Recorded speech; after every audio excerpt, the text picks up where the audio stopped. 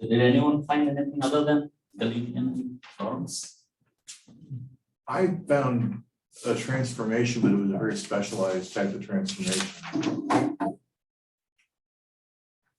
But it still did some coordinate transformations. But probably not linear, right? No, actually, there were some linear components, like there was a y became beta y. I just didn't find what beta was. But it was basically the utilized to treat compressible fluids like incompressibles in a calculation. But I'm not aware of any linear ones here. So Because right after relativity 1911, they came up with a non-linear transformation. Yeah, the point is like the way I have presented it, it uses reciprocity in velocity with the inside the principle of relativity. Now the question is, if you do not use it, no, I think the way to ask is, does reciprocal velocity alone, can it be used to derive the Lorentz transformation? I think that's how it works. And you still get papers which say that is true, but then it assumes linear transformations. So, and in 1911, it was shown that you can actually have a nonlinear transformation and not have this reciprocal velocity, because that's a special choice here. Since it plays such an important role in our physics, yeah, everything can collapse with special relativity, so it's very sensitive. You want to make sure that everything is okay. But again,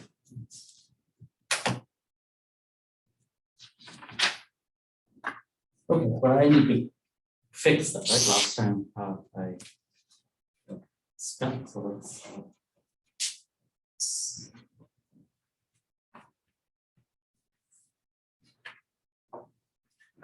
So the last homework 11 is due, officially due April 29, Friday. So that's the last day of classes, and I said it's optional. But that's only homework you have on special relativity, so you do it. So there's this one question I have. So don't go for the deadline, but do finish, go through it. Final exam, he said 1 or 2 questions in class, 1 or 2 in class, and probably 2 at home. And I plan to, it will be uploaded before April 29. Like maybe within this week itself, if I told Arya to do it yesterday, but I got stuck with the student. So yes, very soon. Any general questions on that? And we have to do an evaluation for the course. Luke volunteered to do that. Please bring it to him. I mean, that's just a suggestion. Otherwise, he has to go around since he's volunteering. Do that, finish that quickly, but I'll let him do it. Thanks, Luke. Okay. We talked about how principle of relativity and the constancy of speed of light implies Lorentz transformation. So this is special relativity.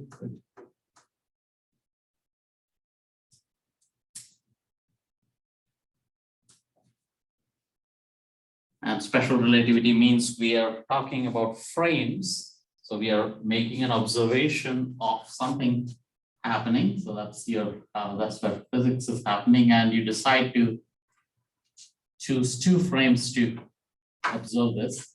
You're making it linear. It's not really necessary, but that's a primary point, or that's the simplest situation you're saying. In general, the general relativity would be that it doesn't matter which coordinates you use, even if it is curved, it doesn't have to be orthogonal. Like two frames, we always use rectangular coordinates, right? Pick your favorite frame, favorite coordinates, and physical laws should remain the same. Newton's law, if it is Newton's law, it should remain the same. An apple falling, the description should not change between one to the other. The local quantities can, like local in the sense that a distance measured might be different. I might measure 1 meter, someone else might measure 1.2 meters, but the standard evolution should remain the same. That's the point. And we'll talk about how the individual lengths and times can change on its own. So special relativity is those frames which are going with uniform velocity with respect to each other. So let's pick two of them. One is going with v and one is at rest. So this is z prime, t prime, and this is z comma t, and there is something happening. And whatever is happening, we choose that also to be moving. The simplest quantity we can think of is something moving with uniform velocity, right? That's the principle. First, we said it is linear. That's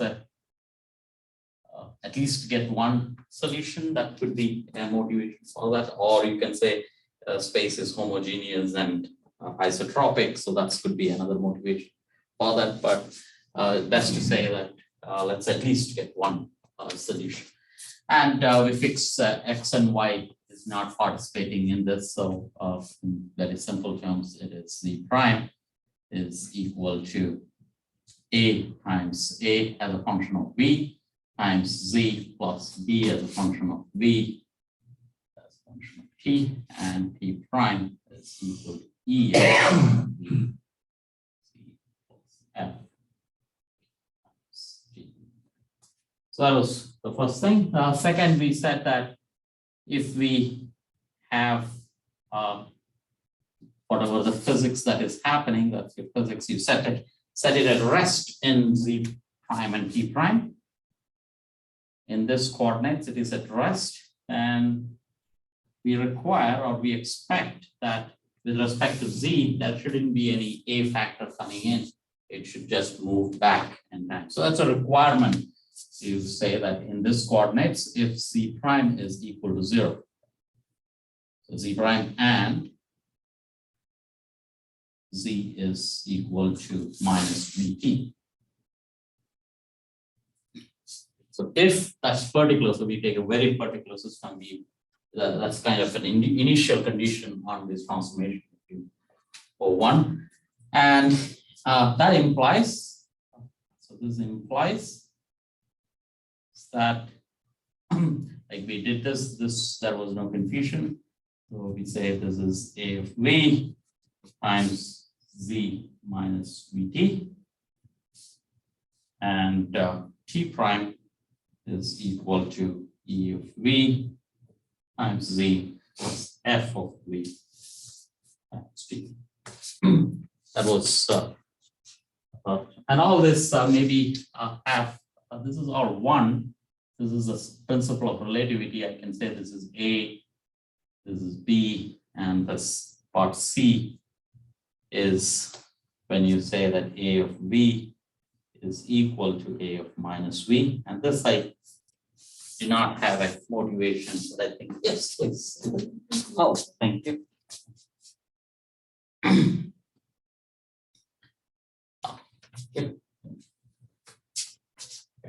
So, so first is the principle of relativity.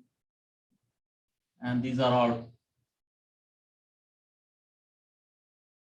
within that. What are the assumptions you make when Einstein wrote it? He just said principle of relativity and the constancy of speed of light in vacuum. Okay, that's C. And we said one more. There was D. So part D. That's 1 and D. You say that they have to be. If you have two coordinates moving like this and you see something, you make an observation. So two coordinates, one is moving with respect to the other with a velocity v, they make an observation. This is equivalent to the second one going with velocity v in the opposite direction. And this is at rest, so that's zt, z prime, t prime, and you observe the same thing. And these are got by the connection between this z goes to z, so swap z and z prime, swap t and t prime, and change v to minus v. So if you start from one, do that replacement, you get the other. And that requires that C prime is equal to A of V times Z minus Vt. That was your first equation, and that's your T prime is equal to E of V times Z plus F of V times T. And if we go to this coordinate, this means that Z is equal to A of minus V times Z prime plus Vt. And T is equal to E of minus V.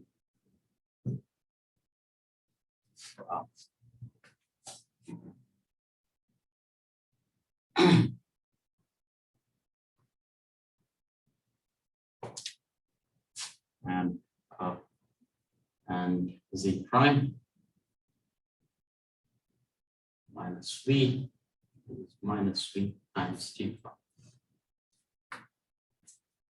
Hopefully this time I can manage. Yeah, so this is where we were, and the second postulate is that constancy of speed of light, constancy of C. That means in all the frames, this comes out to be exactly the same. So this implies that Z prime is equal to C, T prime, T prime, and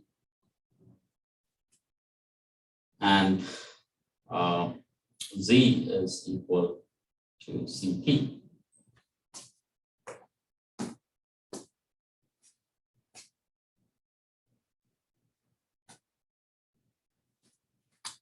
And using this, we showed that this implies, like if I use this between these two, if I were to add these two equations, this implies that A is equal to 1 over 1 minus v squared over c squared. And we prefer to call this, so let A be equal to gamma. Like traditionally speaking, that's labeled as gamma.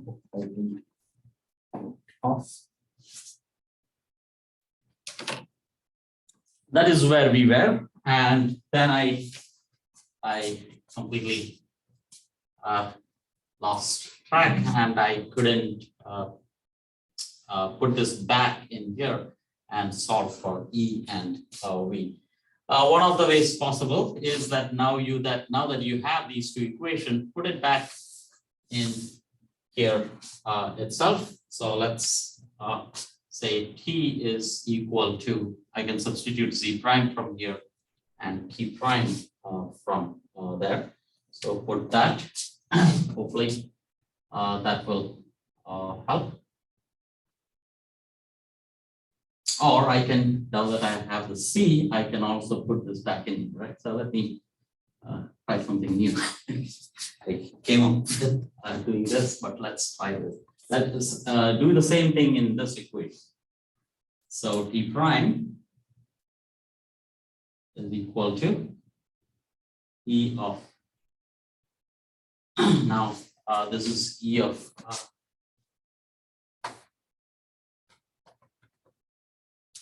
yeah.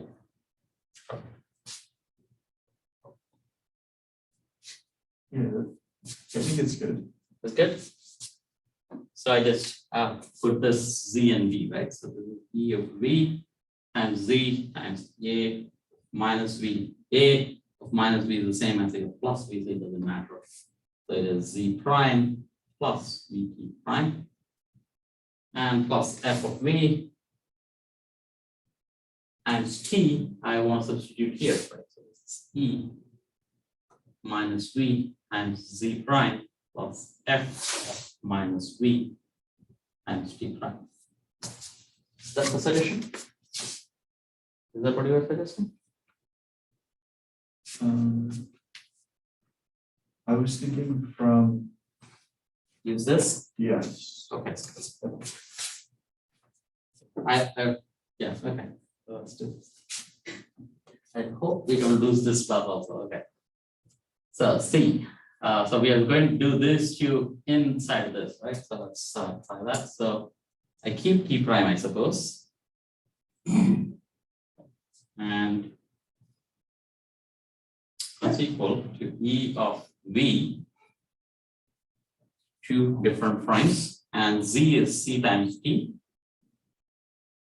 plus F of V times T, correct? So that's the solution.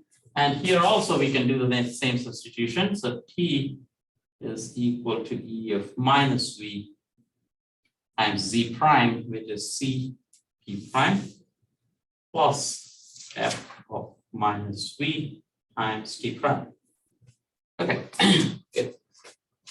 So T prime and T, so this seems to suggest that T prime over T is equal to C times E, E times V, let's say, plus F of V. And here I have T over T prime is equal to C times E of minus V plus F of minus V.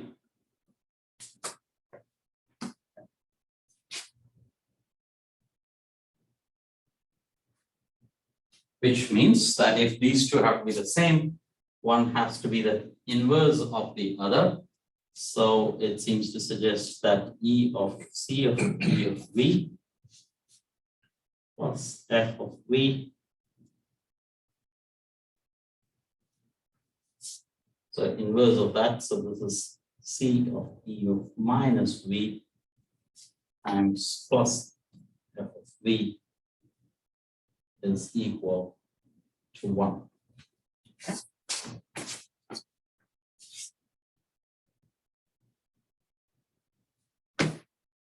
correct?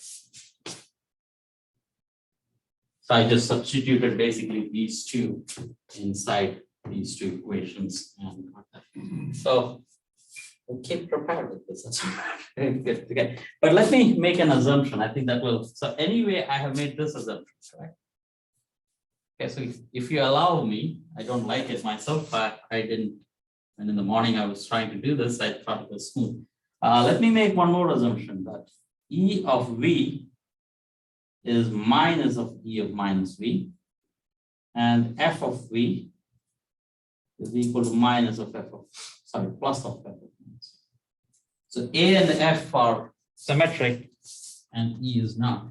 I would really like to get this. I don't think this is really necessary to make this assumptions, but and with my limitations, so let me do that so that we just make progress. Again, I think this was part of the quiz, right? Motivate this. I saw some of you. So with that, let me proceed, and then we will get something one more equation. Okay, any questions on that? Any suggestions here?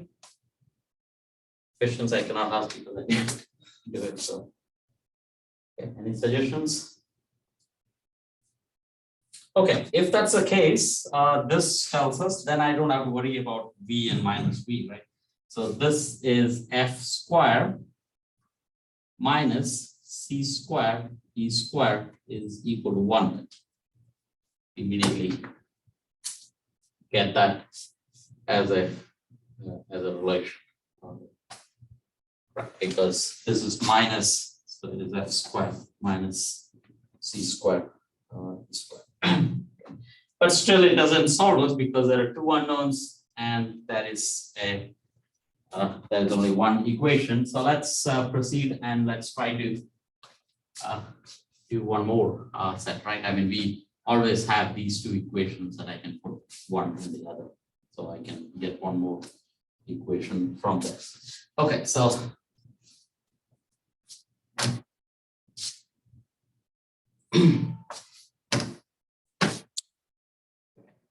suggestions? Good. Okay, so I start from here, T. This time, since I've assumed this E and F, I can proceed plus without writing the V dependence in there. So that's T prime. That's the same as E times Z prime, which is A times Z minus VT. And oh, this is minus, right? Sorry, this is minus. Right? This is minus and a plus. Right? Once I use this, I have to use the minus of that.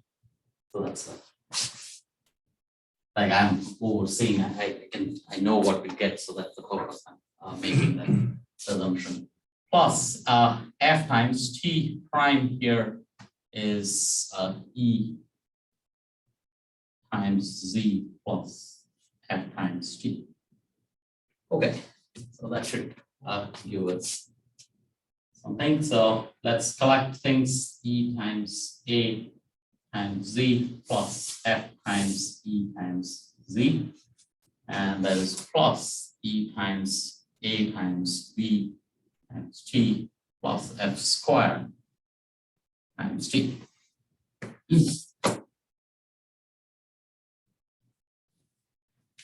Collect T and the coefficients of T and Z should be the same because this is true for any Z and T. So I get that E times A is equal to F times E.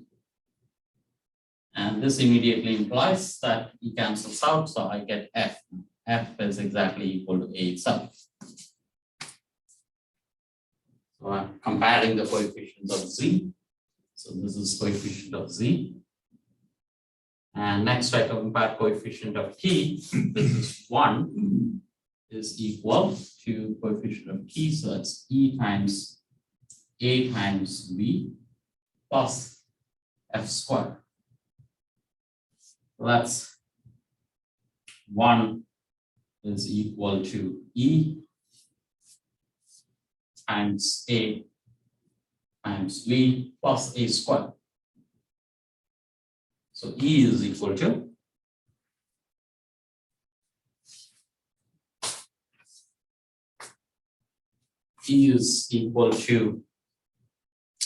E times A times V is equal to 1 minus A squared, which is equal to 1 minus 1 over 1 minus, let me call it beta square. Did I call it beta? Beta. Yeah, so let me define beta is equal to V over C, and gamma will be equal to 1 over 1 minus beta square. And gamma is basically what is equal to A. That's a 1 minus beta square minus 1. So this is equal to minus of beta square over 1 minus beta square, I guess. So what I have here is, let me write this. So this is E times 1 over, say, beta times C over 1 minus beta square. That's my A. That's equal to minus beta square over 1 minus beta square.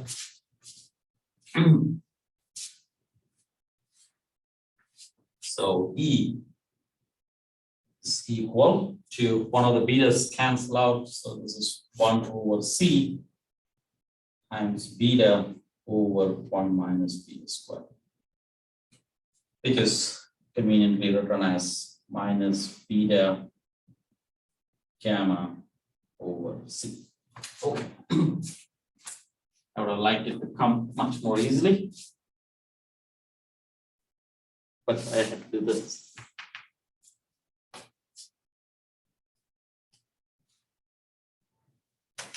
Okay, for all this, what's our Lorentz transformation?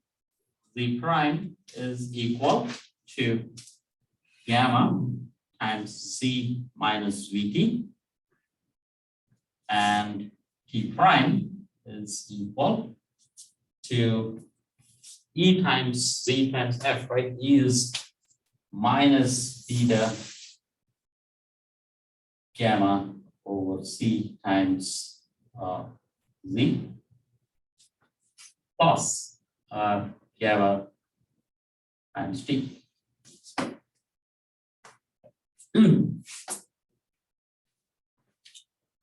So best written as Z prime is equal to gamma Z minus VT. Write it once more. E prime is equal to, let's say, gamma again, gamma times T minus, take that out, so it is minus beta over C times C.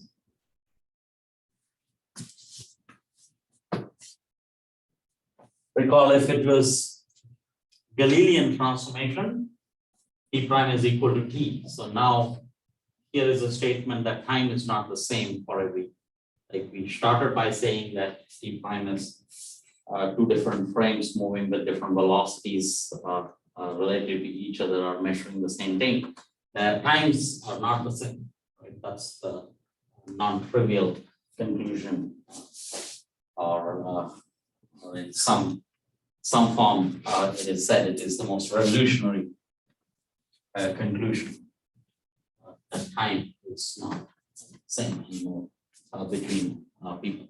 It's conveniently written as a matrix. This is Z prime, and multiply this so that we have the same dimensions here, C times T prime, multiply by C here. Wherever you see a T, multiply it with C times T prime. This is written as gamma, and then minus beta times gamma, and this will be minus beta times gamma again, and that's gamma. And this is Z, and this is CT. That's a convenient way of seeing that transformation. And that's the form in which we want to see. So if you're interested in questioning how all these approximations are, how these postulates actually lead to the physics part, then this is important. But if I confused you, since I struggled a little bit, if that's not an issue, start from here, right? All that we are going to do, this is what the important piece is. So if there are two frames measuring the same thing, this is a Lorentz transformation, and that's what dictates. This is the Lorentz transformation, and it's historically it's important to note that, as it says, this is Lorentz transformation, right? It was not Einstein who came up with this first, based on Maxwell's equation. It was immediate that all in various descriptions, it was they were trying to understand what they called the electron model, how electron moves around in space, which required the idea of an ether using that, and these transformations were derived right in those contexts. And it was done way back, like 10 years, 12 years back, 1893 or something. So already Lorentz had it. And the point is, they were struggling with this because they still did not, I mean, it required this big leap that time actually changes. That was not there yet.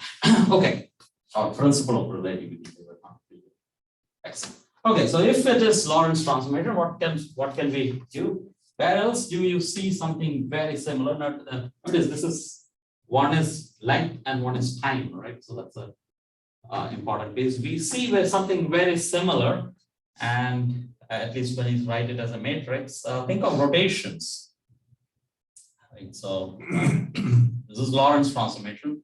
Let's say rotations you have, and for rotations, let's use X and Y. It doesn't mean that this is a completely different transformation. It's not that X and Y is being rotated and Z and D is being Lorentz transformed. That's not what I do. It's a completely independent context. You learn that if you were to rotate, so what we are talking about is that there is a coordinate system. Again, we are observing something, right? And you make this observation in a plane using one frame, which is X and Y, and you another frame, which is X prime and Y prime. And again, ask how does science change?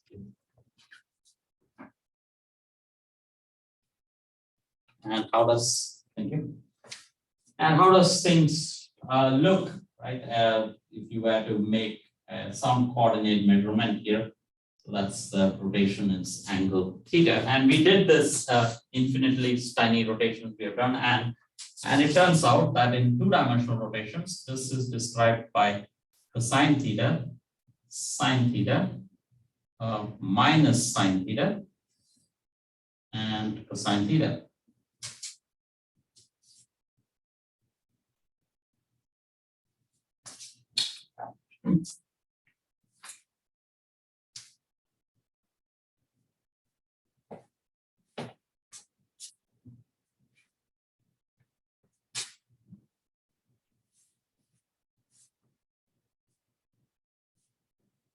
And if you're working, so let me do this a little bit slowly here.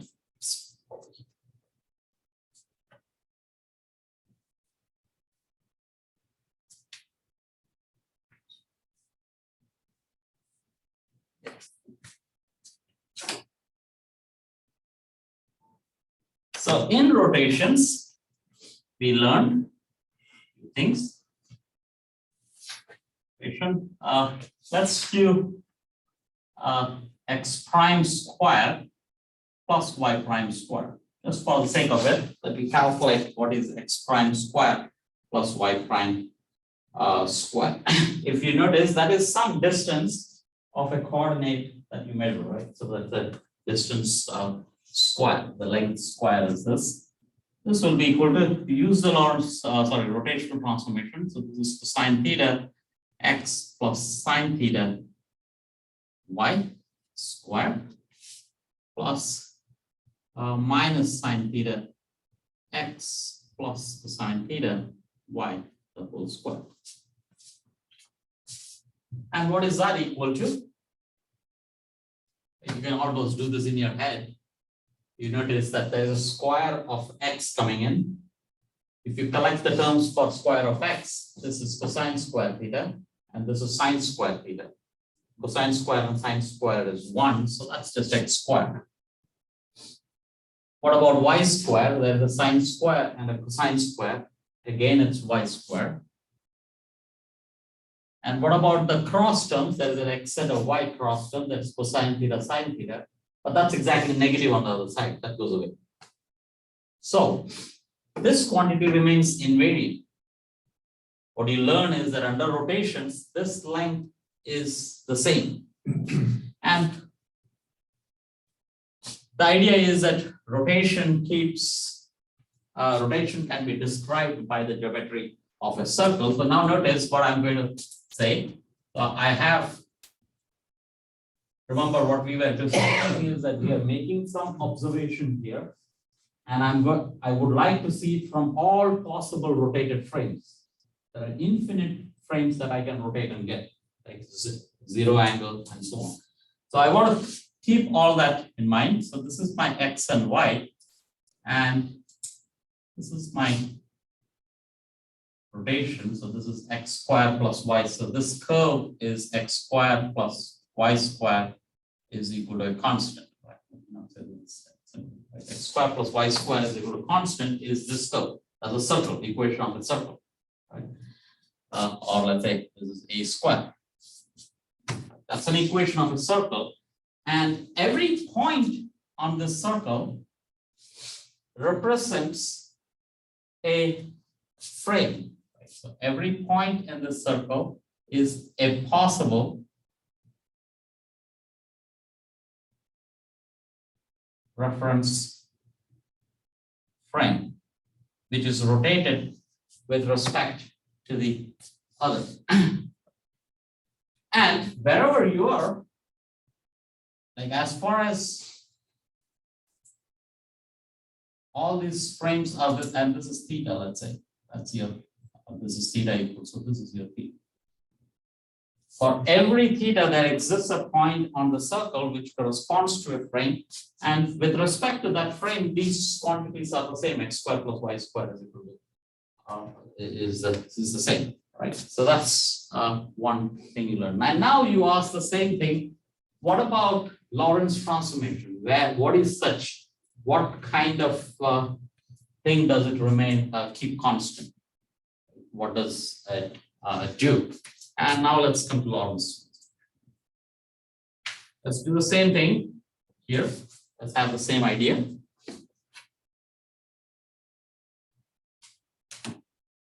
And this time we say z prime square. And just to be seeing whatever, it was not very obvious why did I do x prime square plus y prime square. Right? So this time we will do c square t prime square. It is minus, notice it is not plus.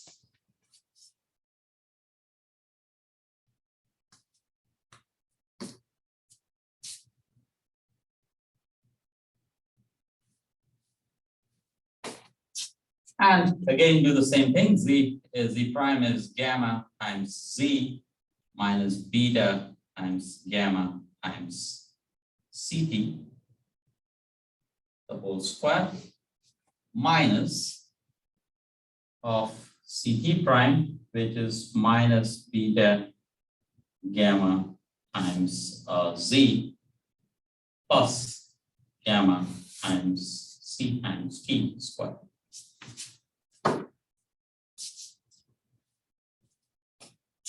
This is equal to, let's collect the z square terms.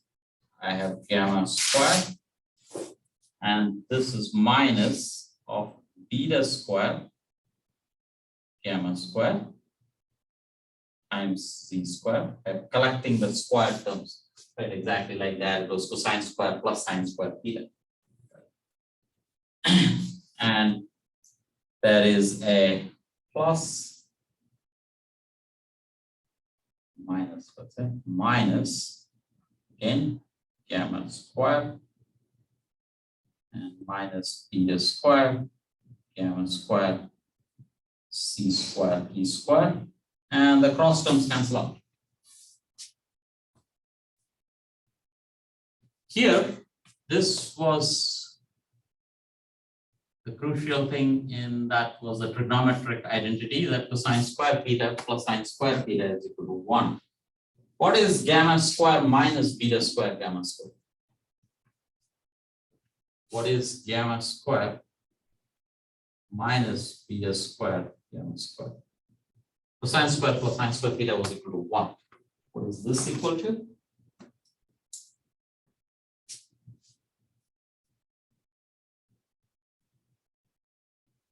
What is that equal to?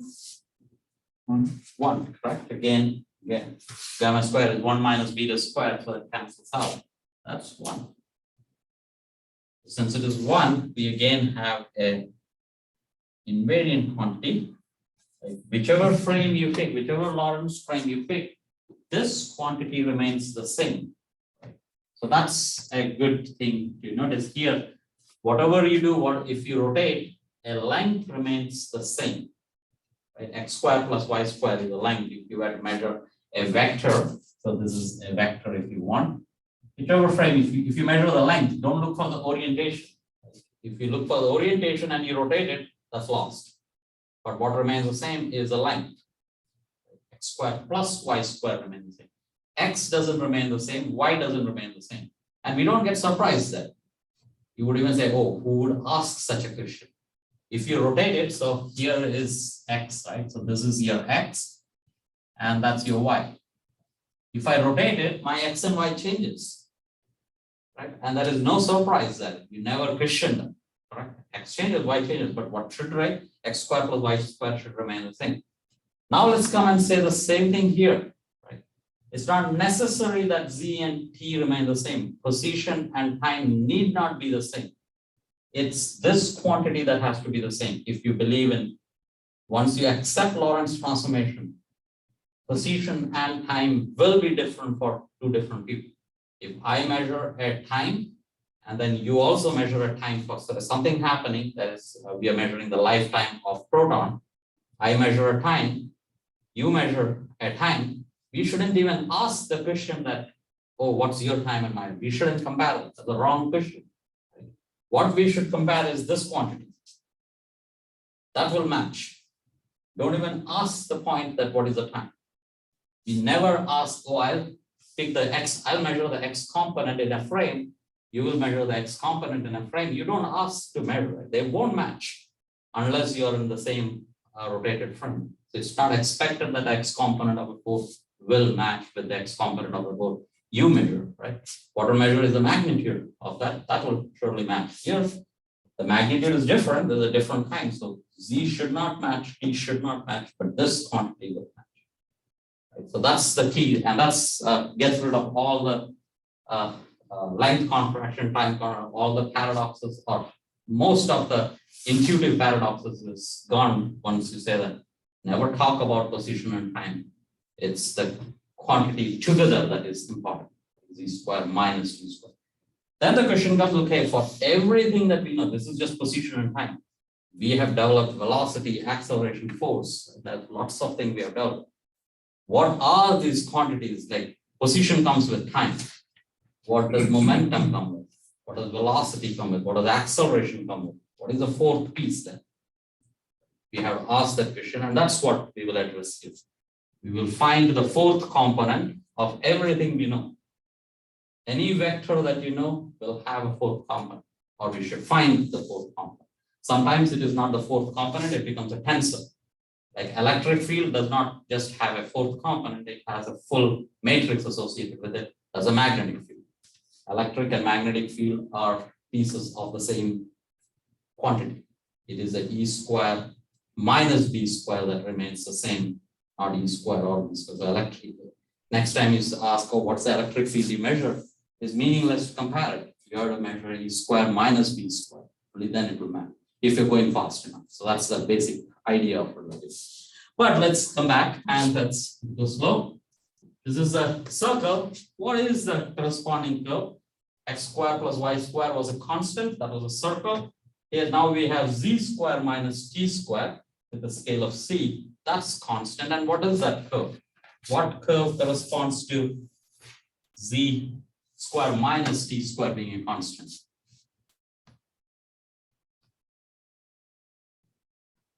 What's the equation of a curve? Z square minus T square is a constant. Or X square minus Y square is a constant. Hyperbola. Hyperbola. Yes, very good.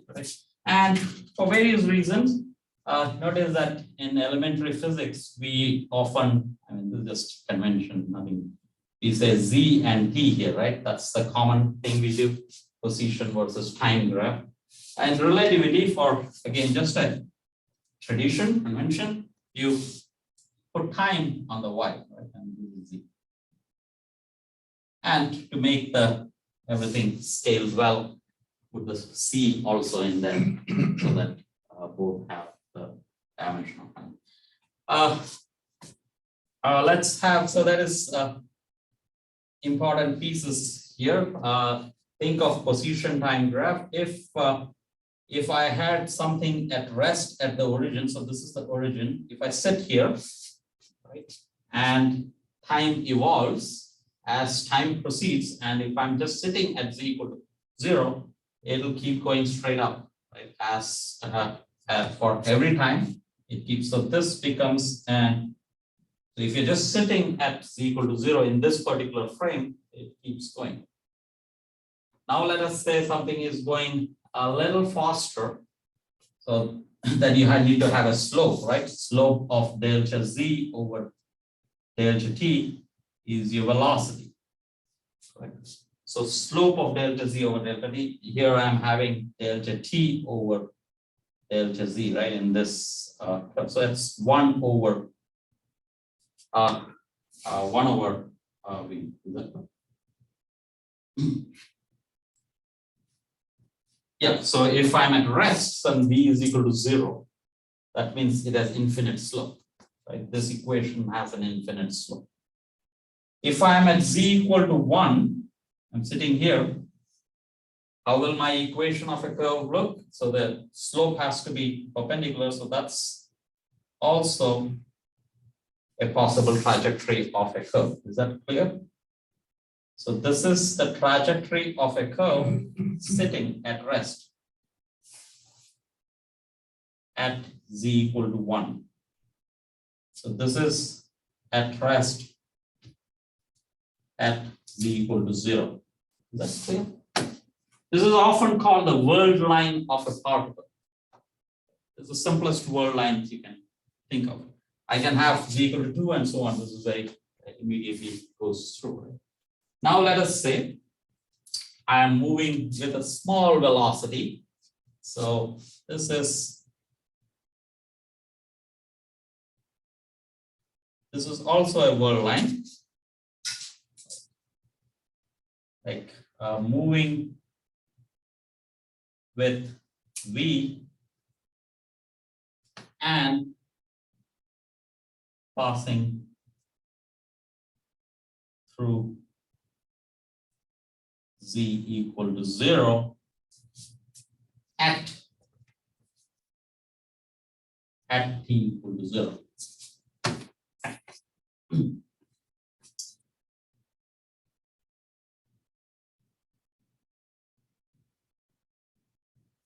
This is another particle moving with the same velocity. Whenever you have parallel lines, they are moving with the same velocity. Does this second line, which is slanted, pass through Z equal to 0?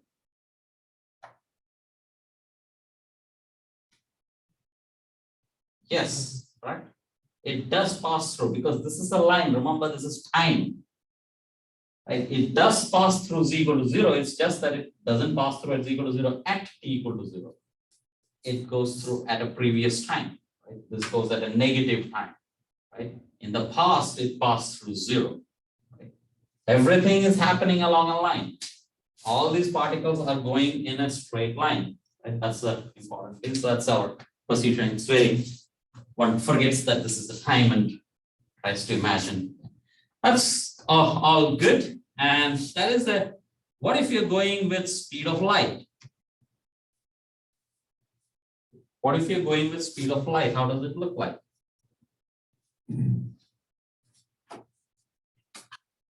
That will be 45 degrees.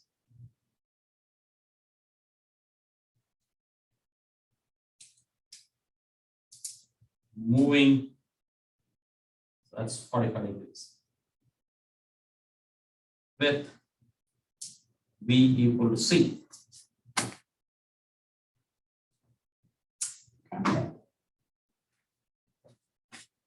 This, and for that matter, even this one, right? Even this is moving with V equal to C.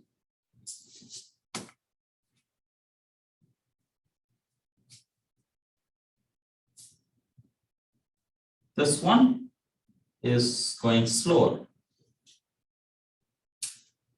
Crazy.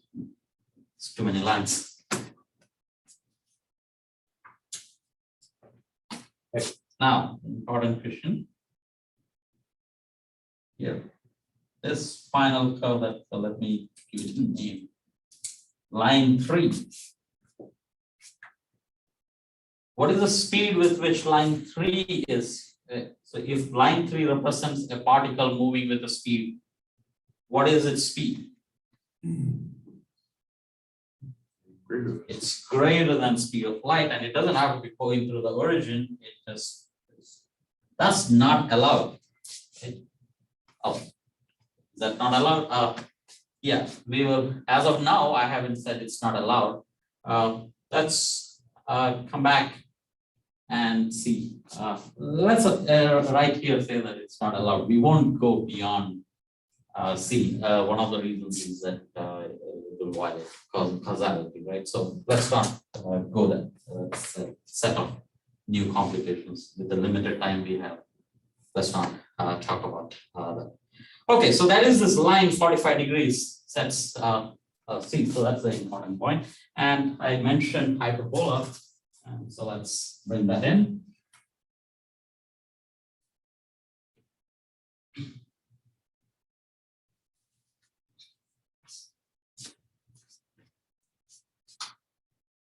Okay, so in this diagram, C, P, and Z, where is Z square minus CT square, or C square, T square is equal to constant. When it was x square plus y square was equal to a constant, it was easy because you just say it is a square and a must be, I mean, we say that a is this always greater than 0? If it is, if we don't allow x and y to be complex, then this has to be positive, x square and y square are real numbers, and that is positive, then a square is positive. So a gets the idea of this radius of this circle. But that's not the case anymore. This is z squared minus c squared t squared. That's two positive numbers, but that can be positive or negative. So if it is positive, so now I have a reference line here. That's my line corresponding to V is equal to C, right? What is this line corresponding to? Does it mean anything? Or it's just that? Does it mean anything? This represents V equal to C. What does this represent? Minus C. V equal to minus V. This is representing a beam of light going in this direction, right? Beam of light, there's only one line here. Okay? This one represents going in the opposite direction, that's all. So that's V is equal to minus C. Right? This is a hyperbola, as you guys pointed out, and they will all look like, so there will be 4 hyperbolas like this. And hyperbola is asymptote to this straight lines of a very large z, it becomes straight lines. And that you can see if z was very, if z was very, no, doesn't have much range. Cannot see from here, asymptotes? Guess not. Okay, let's hyperbola as an asymptote. Okay, is there a way to motivate that? I was thinking for large c, t also gets large, so this is somehow this is not that. So z is equal to ct constant. Yeah, I can say that. If this is constant, I can also say this is z squared minus c squared t squared. That is z naught squared, right? But this is z naught. This length is z naught. This is z naught comma 0, right? That's now look for a length when this goes very far away, then this is very large.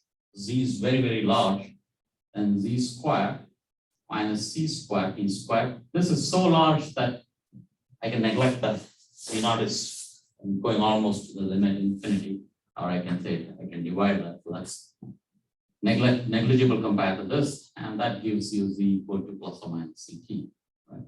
That's your asymptotes. That's plus. Okay, but that's not the only one, right? That is this one here. Is that would be this, and that would be this.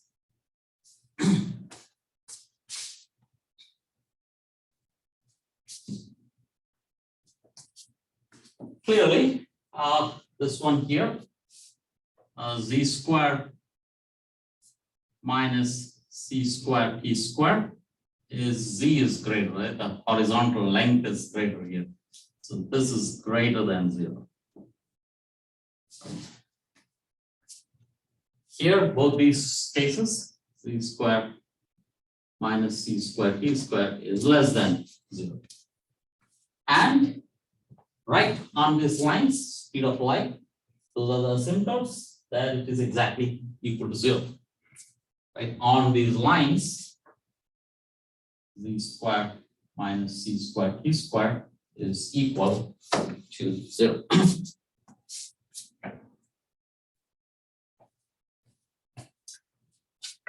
Let us say a particle starts from this point.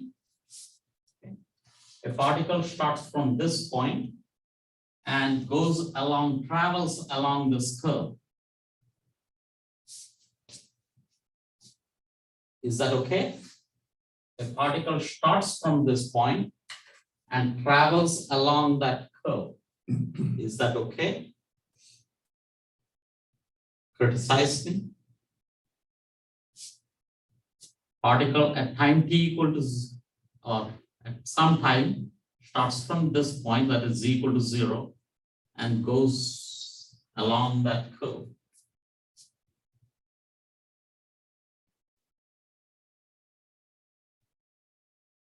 If that is the case, what is its velocity at this point? Velocity is the inverse of the slope.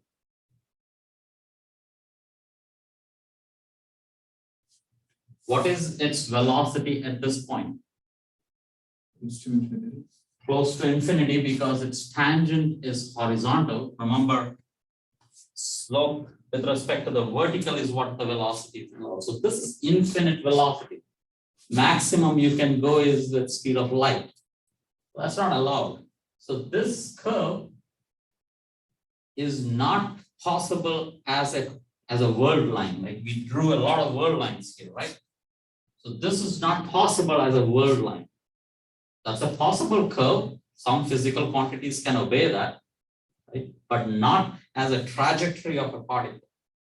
Trajectory in the sense position time graph of a particle is not allowed. That's not possible because it's going faster than speed of light at least at one point.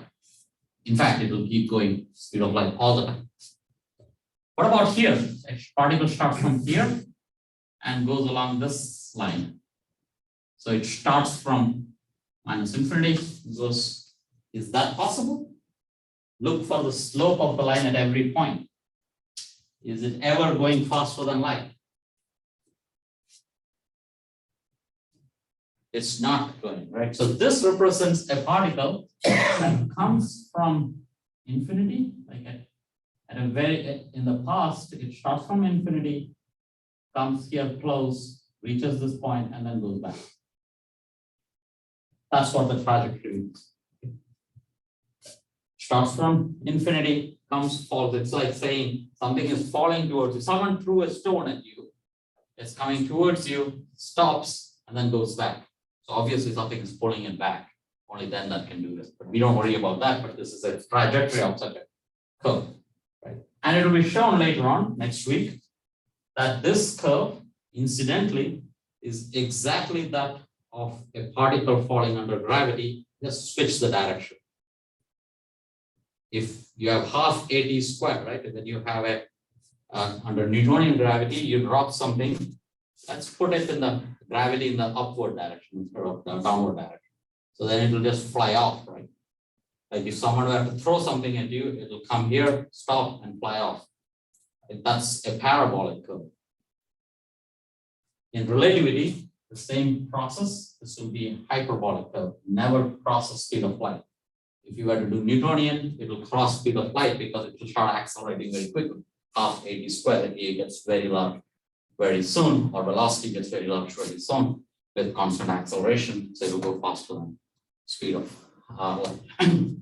Okay, so with that, so now before that, here at every point represented a frame. And this length was the same. So here at every point, either here or there, this length remains the same. This is z square minus t square. When you move, z and t are changing, but this length is the same everywhere. Is that clear? This is z square minus t square if you were to measure.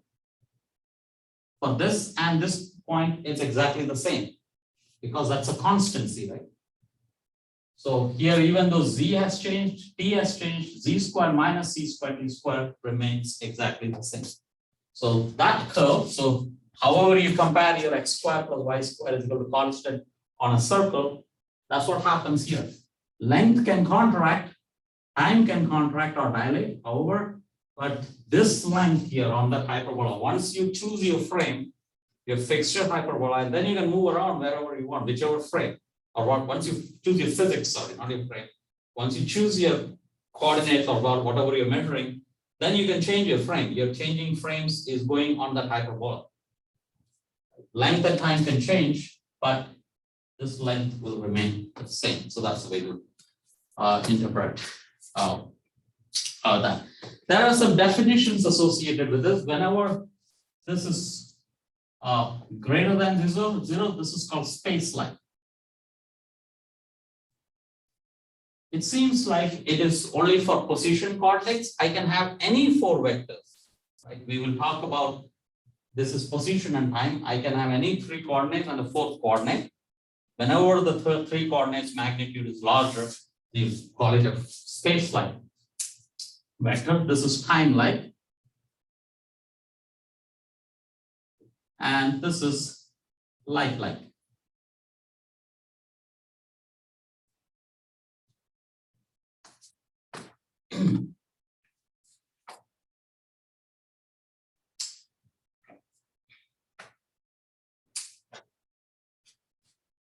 Okay, pretty much all this we have been motivating in 2 dimensions, or 1 space dimension and 1 time dimension. Generalize this, keep it in the x, keep it along the z direction. All the velocities are along the z direction, just for simplicity, and it is a significant simplicity. And we will stick to everything going along 1 direction. Even though your exam problem actually, you will throw it in x direction, all the frames are still in z direction. All the reference frame will be in the z direction, but you can observe something going in the y direction. That's all. Right? But all the frames that you choose to observe that are moving in the z direction. Right? That will be the idea.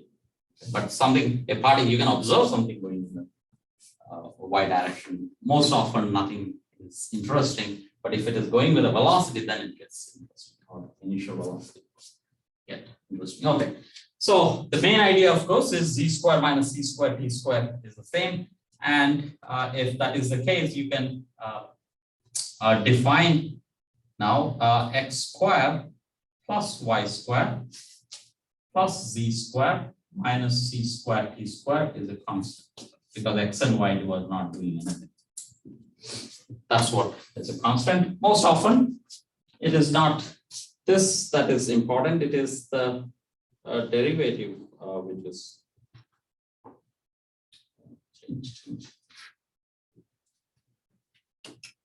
all this is with respect to 0, right? So this is with respect to origin. With respect to origin. When I say z square minus c square t square, I'm measuring the length from this origin, right? That gets a special point there.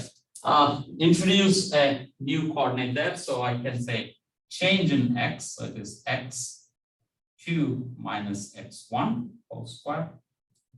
Like move the origin a little bit, so it is not a little bit, anywhere you want, and use that as a reference, that as a center, and 2 minus c1 square plus c minus c square t2 minus t1 square is equal to a constant. And this constant now we will call as S2 minus S1.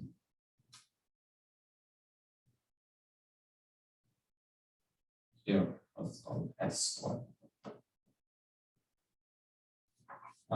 That's just a constant. Here also, let's keep it constant.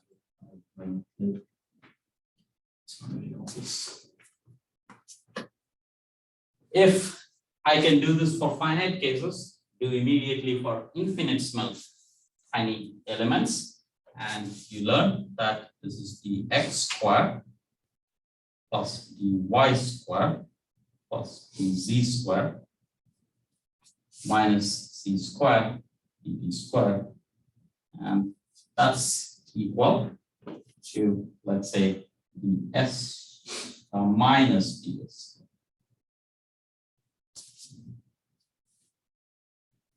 And sometimes we'll also say this is minus c square d tau square, where tau is what is called a proper time definition. And you'll see what proper time means. A proper time, yeah, we now know, right? This is going to be the same. So if I were to measure a proper time, it will remain the same in every term. So that's a constant, right? Once I measure this constant, it doesn't matter what I change these to. They will always come out as constant. If I call this the proper time, it will be the same. And there's always one frame where that will be exactly the time, right? Because there will be a frame in which this is 0. I always find such a frame where this is 0, and then that's the proper. So but that's a very special frame. But it has a lot of importance because that's where things get very simple. So it is later on, or in relativity, you will say local LCT, local coordinate LCT. Local coordinates. I think that's it's called local coordinates. Okay, one more point here. Stop.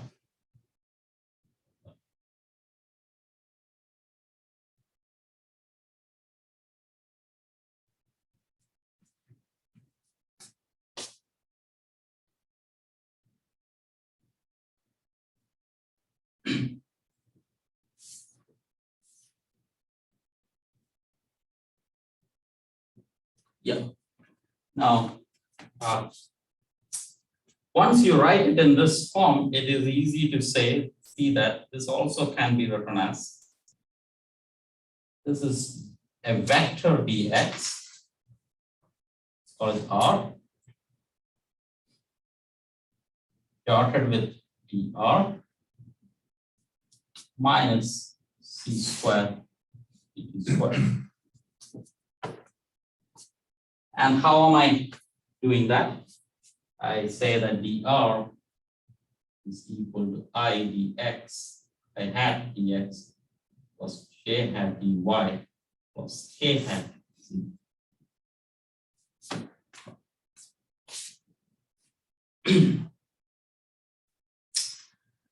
But then you would say that, oh, that's good.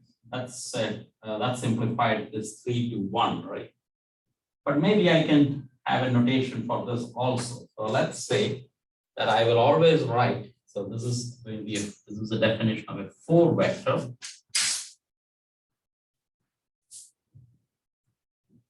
So we are used to 3 vectors, a vector in 3 dimensions. So a 4 vector will be, let's say in x mu, this is the position 4 vector, and that's equal to x1, x2, x3, and x0. That's your usual 3 components of a vector. And that's either a 4th component or a 0th component. Often we say it is a 0th component, sometimes we say it is a 4th component. Right? That seems to be okay, but I need to get this. Right? Often we will also write this as just vector r, and in this case c times t. So always this is the 4th component of it, vector. I need to do a get this negative sign. So what I do is I define something with a lower index. So that's called a contravariant vector, and this is a covariant vector, contravariant, covariant vector. But the difference is going to be just that this is x1, sorry, x1, x2, x3, or let me not. Yeah, so let me write this as x0, right? As of now, that is no big deal, but this is also equal to x1, x2, x3, and minus x0. Okay, this is just a definition that they're all downstairs. But when I switch, what's the connection between these two? All the space components are the same. X1 is the same as x bottom is the same as x top. Like lower indices are the same as the upper indices, except the time component. The time component gets always a negative sign. And x mu will be defined as x mu times x mu will be r dotted with r minus c squared t squared because of this minus. And we'll start from here. So this will be our important piece. Just to give a summary of what is going to come next week. I said that position and time are related. Neither of them are important. If you make an observation, if you're using principle of relativity, position and time itself is not important. It's a combination x squared minus t squared that is important. For everything we know, velocity, acceleration, force, momentum, energy, we need to find the 4th component. The idea is to find the 4th component because then that combination is what we want to keep, not separate. And it will turn out that energy is the 4th component of momentum. That's the big conclusion of relativity. Energy is not in itself different from momentum. Energy is the 4th component of momentum. That's the big conclusion of Einstein. That changes everything. That will be our new thing. Rest everything is going to be the same except for this algebra, like x and t coming together. Everything is the same. There's nothing new. It's just a new way of looking. But energy and momentum will change it. That's where we will make a postulate that this is connected in this manner, and that will change it. Rest everything is the same old. Like velocity is the same old. We are not going to change the definition of velocity. We will not change the definition of acceleration. Momentum and energy, we will change our definitions. It will be different from Newtonian physics. And that will be the new thing for now. And it also requires Lorentz length contraction, time dilation, yeah, quiz. So I don't have to teach, right? This we see somewhere else. So length, write something about length contraction and time dilation. And maybe just for interesting, making it interesting, what is it called? Twin paradox. Just find out what is twin paradox. But that's just for exposure. I won't be teaching it and we won't be needing that either. But it's an important piece of this field. Okay, thank you.